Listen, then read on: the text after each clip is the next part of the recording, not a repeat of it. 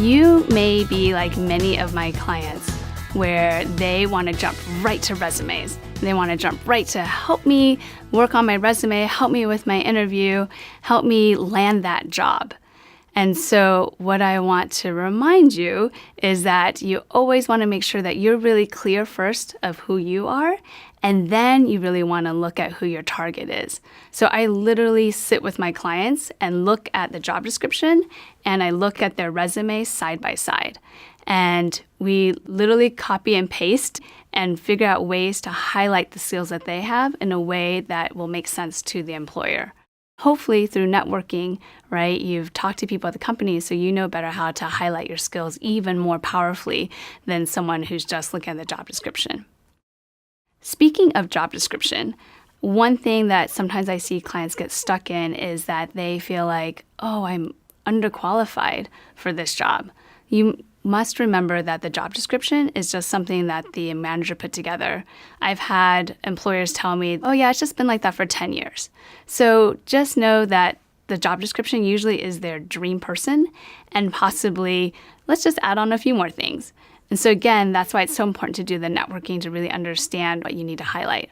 At one point where I was going from consulting to nonprofit arts, I had done the networking and the informational interviews to understand that in order to get into nonprofit arts, because it's such a specific field, and once people are in it, they love it, you have to start at the bottom.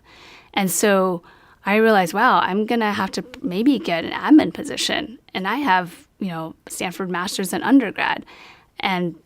But I'm willing to do it because this is what it takes to get into the field I want to be in. So I actually stopped putting on my resume all the things that I worked so hard to accomplish at consulting because it would actually take me out of the game. Really, the resume is just meant to help you get your first interview.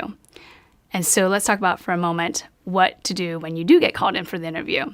Same principle, you only want to say enough that gets them to go, yeah, this is the person I should hire.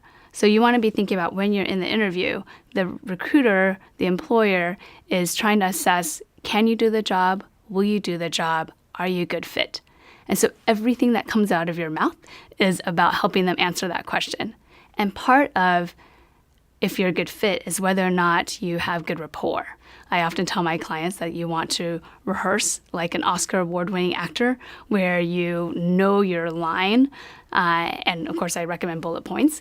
You know your lines so well that you don't have to think about what you're saying. So you can really focus on who you're talking to and really have that feeling of being alive as you're speaking it.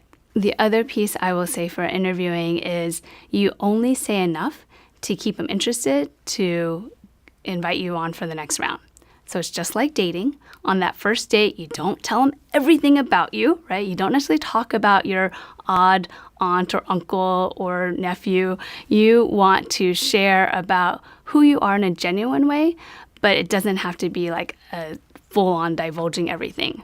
Some of the pitfalls that I see around resumes and interviews is that people send out the same resume to a whole bunch of different things. Hopefully by now you've understood why I'm like, you have to target it, right? If you're sending out the same resume, then you're not helping the employer see that you're the right fit for them, right? Every job is different, so every resume should be different.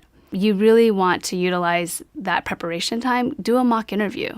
Grab someone in the industry that knows the function that you're interested in.